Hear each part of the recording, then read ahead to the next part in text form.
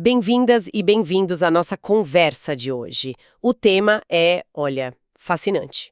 Os verdadeiros guardiões moleculares do nosso corpo, os anticorpos, e, claro, seus alvos, os antígenos. A gente mergulhou num material de imunologia bem detalhado para entender melhor essas peças-chave. A nossa missão aqui é, assim, ir um pouco além do básico, né? Investigar como essas proteínas são construídas, como elas conseguem essa proeza de reconhecer uma variedade quase infinita de invasores e com uma precisão cirúrgica. E por que são tão cruciais? Para dar uma noção da escala dessa operação, um corpo adulto saudável está produzindo algo em torno de 2 a 3 gramas de anticorpos, todo santo dia. É uma produção industrial microscópica. Exatamente. Essa escala já dá uma pista, né, da importância deles. Os anticorpos são, assim, os grandes protagonistas do que a gente chama de imunidade adaptativa, que é a nossa linha de defesa mais sofisticada, sabe? Aquela que aprende, que memoriza.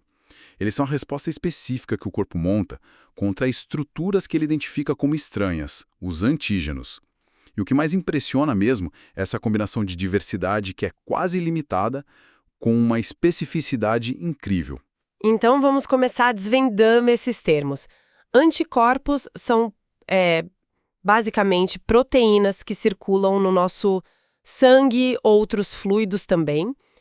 E os antígenos, o que são exatamente? Antígeno, olha, é o termo um pouquinho mais amplo. Basicamente é qualquer substância que o sistema imune, e mais especificamente os linfócitos, conseguem reconhecer.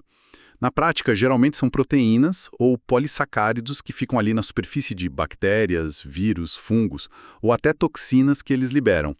Mas assim, podem ser também moléculas sintéticas, pólen, qualquer coisa que dispare essa resposta específica pode acabar sendo um antígeno, né? E essa nomenclatura tem uma história por trás, certo? O material que a gente viu menciona que o nome anticorpo veio depois. Sim, é uma curiosidade interessante, né? Lá no finalzinho do século XIX, os pesquisadores descobriram umas substâncias no soro de animais que conseguiam, neutralizar a toxina da difteria. Aí, eles chamaram essas substâncias de antitoxinas. Só depois, quando eles perceberam que o corpo podia gerar respostas parecidas contra um monte de outras coisas, não só toxinas, é que esse termo mais geral, anticorpo, antibody em inglês, foi adotado. E aí, logicamente, as substâncias que geravam essa resposta passaram a ser chamadas de antígeno, que vem de antibody generators. Interessante. E se a gente comparar com outras moléculas de reconhecimento do sistema imune? Tipo as proteínas MHC, que apresentam os antígenos, ou os receptores das células T. O que torna os anticorpos especiais nesse cenário? Grande diferença, e o material aponta bem isso, está na versatilidade e na força da ligação. Os anticorpos conseguem reconhecer a maior variedade de estruturas químicas, proteínas, carboidratos, lipídios, até moléculas bem pequenas. E eles fazem isso diretamente, sabe? Sem precisar que o antígeno seja processado e apresentado por outra célula, como acontece com os receptores de célula T. E além disso, a força com que o anticorpo pode se ligar no seu antígeno específico, o que a gente chama de afinidade, pode ser extremamente alta, bem maior que a de outras interações moleculares no corpo. E eles têm, uma vida dupla, agindo de formas diferentes. Correto. Isso é fundamental para entender como eles funcionam. Os anticorpos existem em duas formas principais, vamos dizer assim. Primeiro, eles podem estar presos na membrana dos linfócitos B. Nessa forma, eles funcionam como receptores, né? Quando um linfócito B encontra o antígeno que encaixa direitinho nesse receptor, é um sinal. Um sinal para a célula B acordar e entrar em ação. E a segunda forma, qual seria? A segunda forma é a secretada. Depois que a célula B é ativada pelo antígeno, e geralmente ela precisa de uma ajudinha de outras células imunes, ela se diferencia. Ela se transforma num tipo celular chamado plasmócito. E o plasmócito é uma verdadeira fábrica, especializada em produzir e secretar quantidades enormes daquele mesmo anticorpo que ativou ela lá no começo.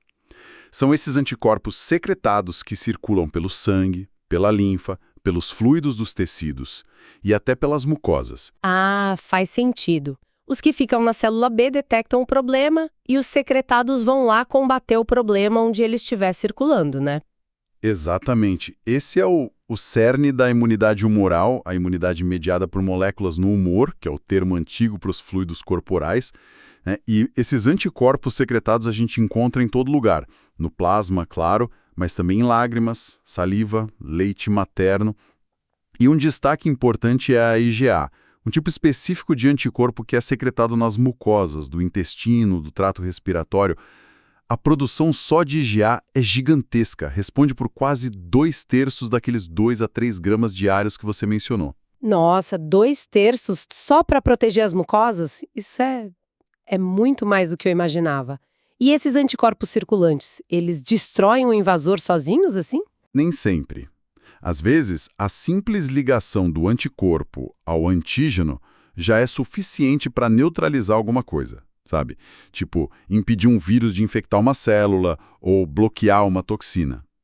Mas muitas vezes, o anticorpo funciona mais como um sinalizador. Ele se liga no patógeno e basicamente chama reforços.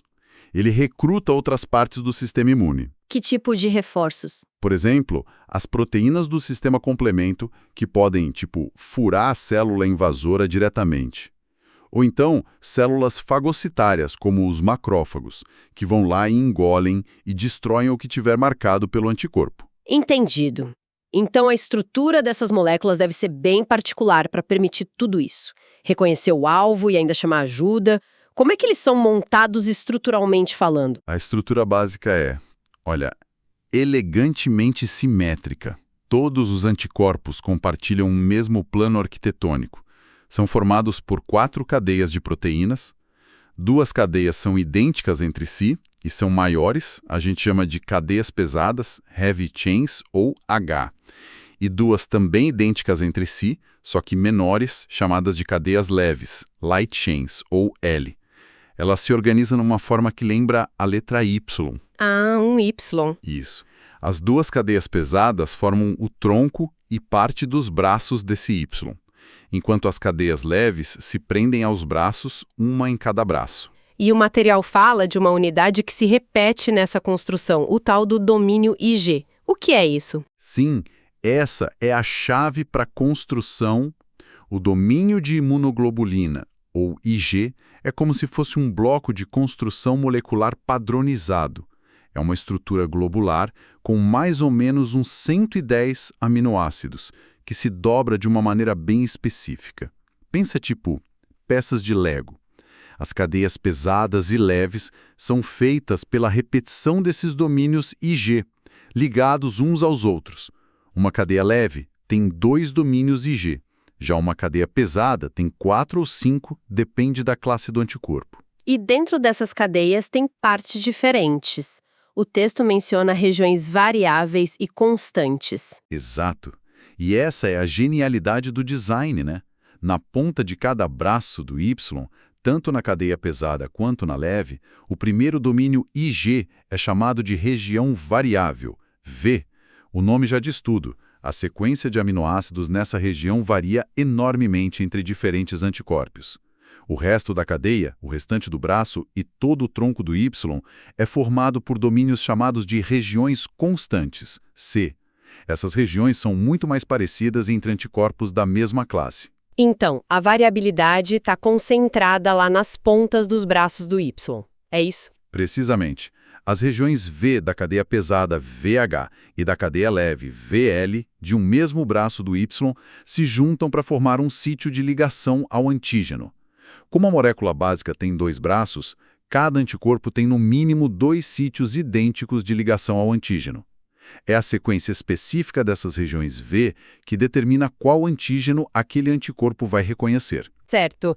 E as regiões constantes, a parte de baixo do Y, o tronco, qual a função delas? As regiões C, especialmente as da cadeia pesada que forma o tronco do Y, são responsáveis pelas funções efetoras, ou seja, o que o anticorpo faz depois de se ligar ao antígeno.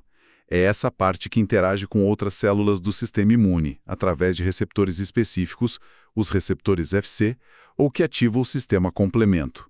Além disso, é uma pequena porção no finalzinho da região C da cadeia pesada que encora o anticorpo na membrana da célula B, na forma de receptor, ou que é modificada para permitir que ele seja secretado. Entendi. Então, uma parte reconhece, a V, e a outra age, a C. E parece que a descoberta dessa separação de funções foi um marco importante, né?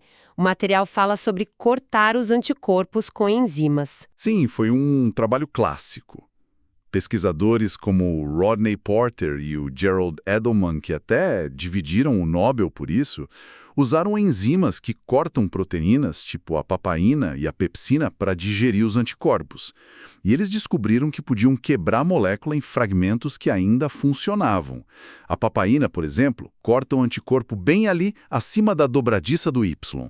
Aí ela libera os dois braços, cada um chamado de fragmento Fab, de Fragment Antigen Binding, e o tronco, que foi chamado de fragmento FC, de Fragment Crystallizable, porque era mais fácil de cristalizar. Isso provou fisicamente que a função de ligação ao antígeno, o Fab, era separada da função efetora, o FC. Que fascinante ter essa estrutura modular, né? Uma parte variável para reconhecimento e uma constante para ação. Mas aí surge a grande questão. Se a estrutura básica é tão conservada, como é que as regiões V conseguem gerar especificidade para reconhecer milhões, talvez bilhões de antígenos diferentes? Qual que é o segredo dessa diversidade toda? Essa é uma das maravilhas da imunologia.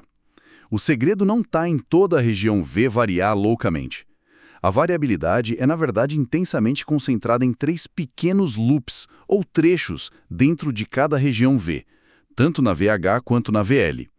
Esses trechos são chamados de regiões hipervariáveis ou, de forma mais descritiva, de CDRs, que significa regiões determinantes de complementariedade. CDRs, então a mágica acontece nesses pequenos loops. Exatamente. Imagina a região V como a palma da sua mão, que tem uma estrutura mais ou menos constante, né? Os CDRs seriam como as pontas dos seus dedos. São esses dedos 3 da VH e 3 da VL que se juntam no espaço tridimensional para formar a superfície de contato real com o antígeno. É a combinação única de aminoácidos, nesses 6 CDRs, que criam um encaixe complementar perfeito para um epítopo específico. Epítopo é a partezinha do antígeno, que o anticorpo reconhece, né? O material até destaca que o terceiro CDR, o CDR3, tanto da cadeia pesada quanto a leve, é o mais variável de todos. Ele contribui enormemente para a diversidade. Então, a estratégia é manter a estrutura geral estável e concentrar toda a mutabilidade nos pontos de contato. Faz sentido. Perfeito. Isso permite que o anticorpo mantenha sua integridade estrutural, mas ao mesmo tempo possa gerar uma variedade quase infinita de superfícies de ligação. É como ter um canivete suíço. O corpo principal é sempre o mesmo, mas você pode ter milhões de ferramentas diferentes na ponta. E os alvos, os epítopos, eles também variam na forma como são reconhecidos? Sim, os anticorpos são bem versáteis nisso também.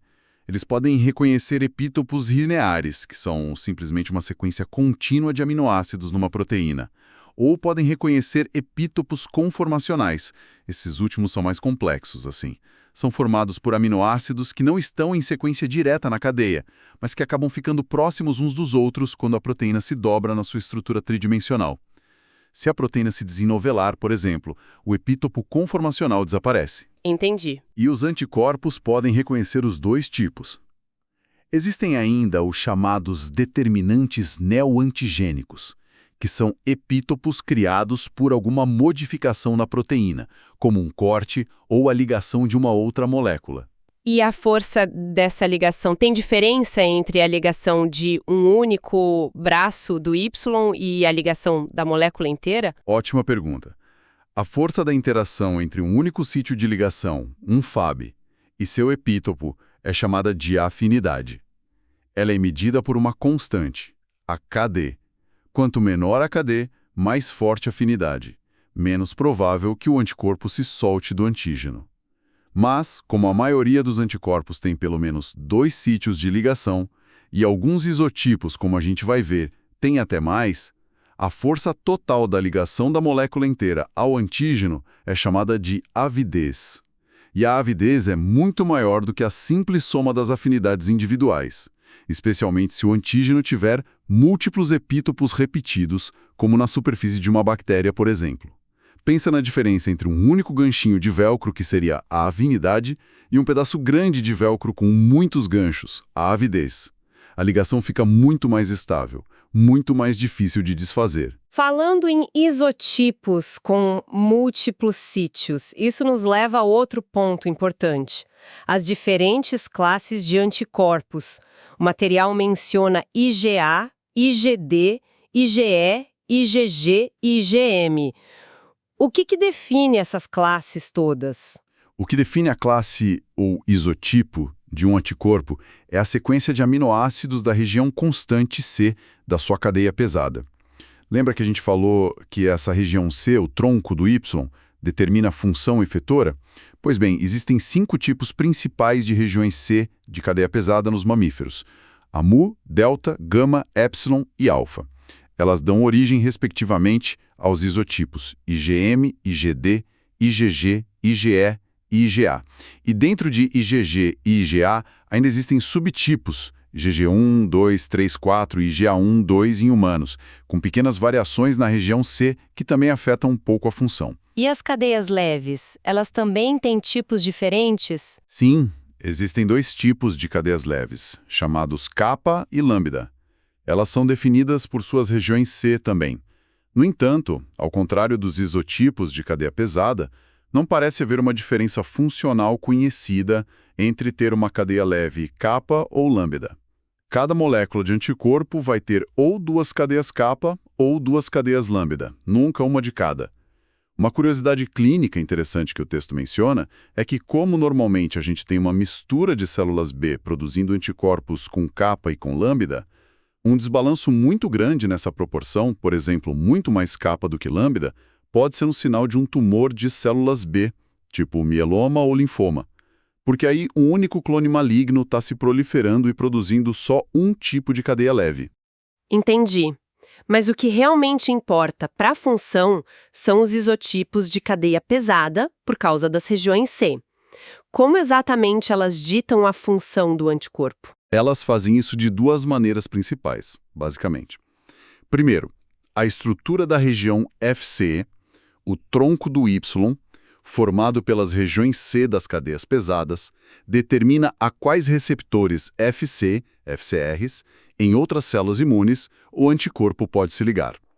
Células como fagócitos, células NK, natural killer, mastócitos, eosinófilos, todos eles têm diferentes tipos de FCRs na sua superfície.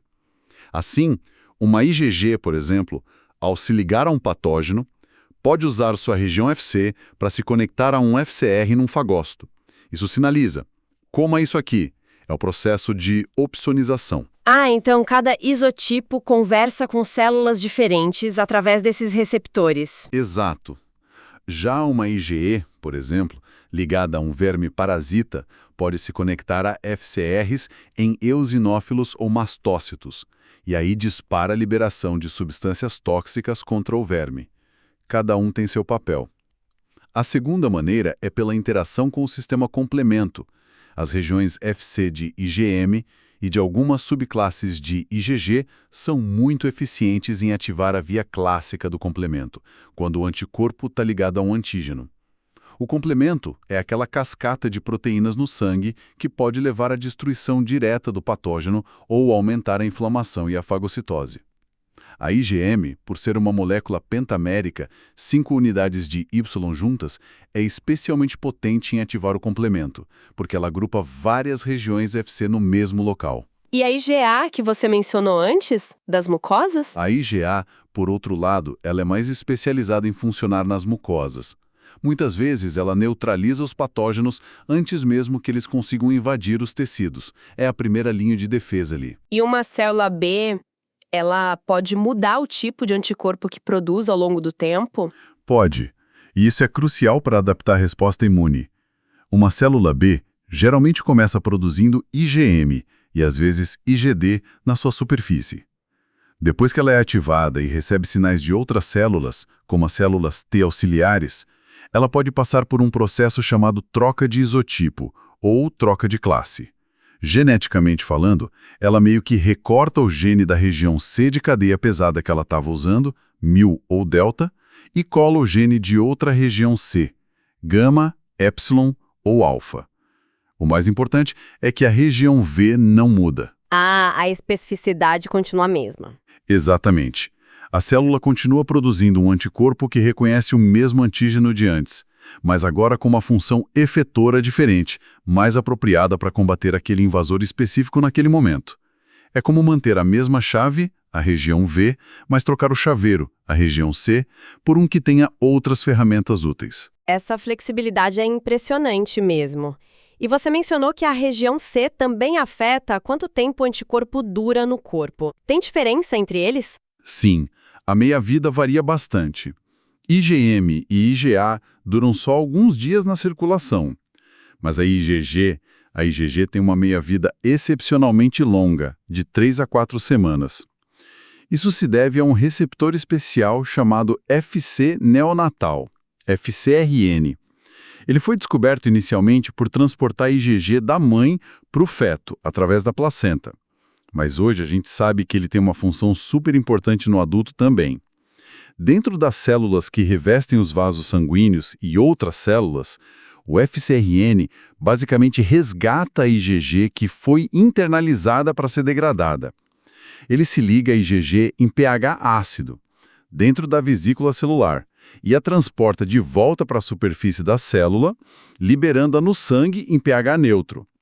Pensa nele como um segurança VIP que protege a IgG da destruição e a devolve para a circulação. Um sistema de reciclagem para prolongar a ação da IgG. Que interessante. Exatamente. E isso tem sido muito explorado terapeuticamente, sabe? Muitas das drogas biológicas modernas são proteínas de fusão. Elas combinam uma parte ativa, tipo um receptor solúvel que neutraliza uma molécula inflamatória, com a porção Fc da IgG. A ideia é justamente usar essa interação com o FcRn para dar a essa droga uma meia-vida longa no corpo do paciente. Aí permite administrações menos frequentes, o que é ótimo para o tratamento. Essa engenharia toda nos leva diretamente ao último grande tópico do material: os famosos anticorpos monoclonais. Como é que surgiu essa ideia? Olha, a inspiração veio, em parte, da observação de pacientes com mieloma múltiplo, que é um câncer de plasmócitos, né? Essas células tumorais, como são clones de uma única célula B original, elas produzem quantidades enormes de um único tipo de anticorpo perfeitamente idêntico, um anticorpo monoclonal. Isso levantou a questão: será que a gente poderia produzir anticorpos monoclonais sob demanda, específicos para qualquer antígeno que a gente quisesse? E a resposta foi sim, com aquela técnica dos hibridomas, né? Sim, essa foi a grande sacada de George Schouler e Cesar Milstein lá em 1975, que rendeu o prêmio Nobel para eles, inclusive. Eles desenvolveram uma técnica para imortalizar células B que produzem um anticorpo de interesse. O truque é pegar as células B de um animal, geralmente um camundongo, que foi imunizado com o antígeno que você quer. Aí você funde essas células B, em laboratório, com células de mieloma, que é um tipo de câncer de célula B. Só que essas células de mieloma foram modificadas para não produzir seu próprio anticorpo e, o mais importante, elas são imortais, se dividem indefinidamente. O resultado dessa fusão são células híbridas, que a gente chama de hibridomas. Cada hibridoma herda a capacidade de produzir um anticorpo específico, que veio da célula B original, e a imortalidade, que veio da célula de mieloma. Aí é só selecionar o hibridoma que produz o anticorpo que você quer e cultivar ele para obter grandes quantidades desse anticorpo monoclonal puríssimo. E as aplicações disso foram, nossa, enormes, imagino eu. Revolucionárias, sem exagero nenhum. O material que a gente leu lista várias áreas onde os anticorpos monoclonais se tornaram ferramentas, assim, indispensáveis. Na pesquisa básica, para identificar e isolar tipos celulares específicos, usando marcadores de superfície, os famosos marcadores CD, para purificar proteínas, para visualizar estruturas em tecidos. No diagnóstico, são a base de inúmeros testes, desde testes de gravidez até detecção de doenças infecciosas, marcadores tumorais, níveis hormonais, Aqueles imunoensaios tipo ELISA, sabe? Na patologia, para classificar tumores e identificar a origem deles, corando proteínas específicas em biópsias imunohistoquímica, e na terapia, que talvez seja o impacto mais visível para todo mundo. Temos hoje dezenas de anticorpos monoclonais aprovados como medicamentos. Alguns bloqueiam moléculas que causam inflamação, como o anti-TNF para artrite reumatoide, outros são direcionados para matar células específicas, tipo células cancerígenas, anti-CD20 para linfomas, anti-R2 para câncer de mama ou células B em doenças autoimunes. Outros ainda bloqueiam o crescimento de vasos sanguíneos que alimentam tumores, como o anti-VEGF. A lista é longa e continua crescendo. Mas usar anticorpos de camundongo em humanos, isso não causou problemas no começo? O corpo não rejeitava? Causou sim.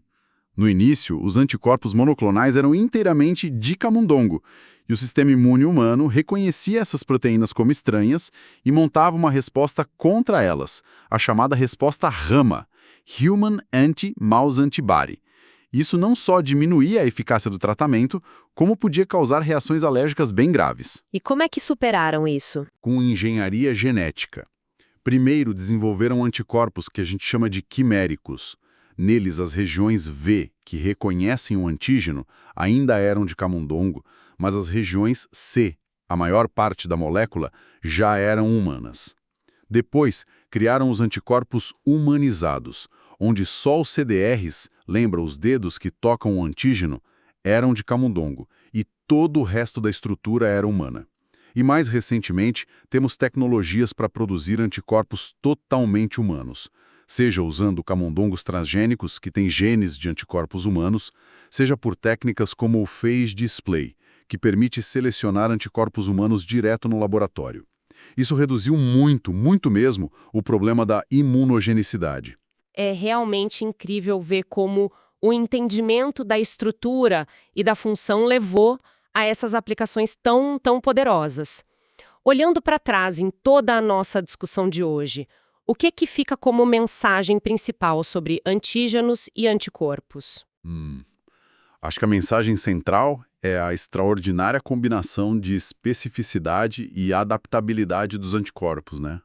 A arquitetura molecular deles, com essa divisão clara entre as regiões variáveis para reconhecimento preciso de um número quase infinito de alvos e as regiões constantes para acionar diferentes mecanismos de defesa, é um exemplo brilhante de engenharia biológica. Sim, e a capacidade do sistema de refinar a resposta, né? Com a troca de isótipo para mudar a função efetora e também a maturação de afinidade, que a gente nem detalhou muito, mas que aumenta a força da ligação ao longo da resposta imune. Isso mostra uma sofisticação imensa. E, claro, a forma como a biotecnologia conseguiu pegar essas moléculas e transformar em ferramentas de diagnóstico e terapia que, nossa, mudaram a medicina. Exato. E isso nos deixa com uma reflexão para o futuro, eu acho. Considerando essa plataforma molecular tão versátil e poderosa que são os anticorpos, o que mais a gente vai poder fazer com eles? Já se fala muito em anticorpos bioespecíficos, que conseguem ligar dois alvos diferentes ao mesmo tempo, tipo ligar uma célula tumoral e uma célula imune para aproximar as duas, ou então usar anticorpos para entregar drogas tóxicas diretamente nas células doentes, como um míssil teleguiado. Quais novas fronteiras a engenharia de anticorpos pode abrir? E do outro lado da moeda, né? Como os patógenos, que estão em constante coevolução com a gente, estão desenvolvendo e vão continuar desenvolvendo estratégias para evadir ou neutralizar essa defesa tão formidável que são os anticorpos. São perguntas em aberto que com certeza vão impulsionar muita pesquisa nos próximos anos.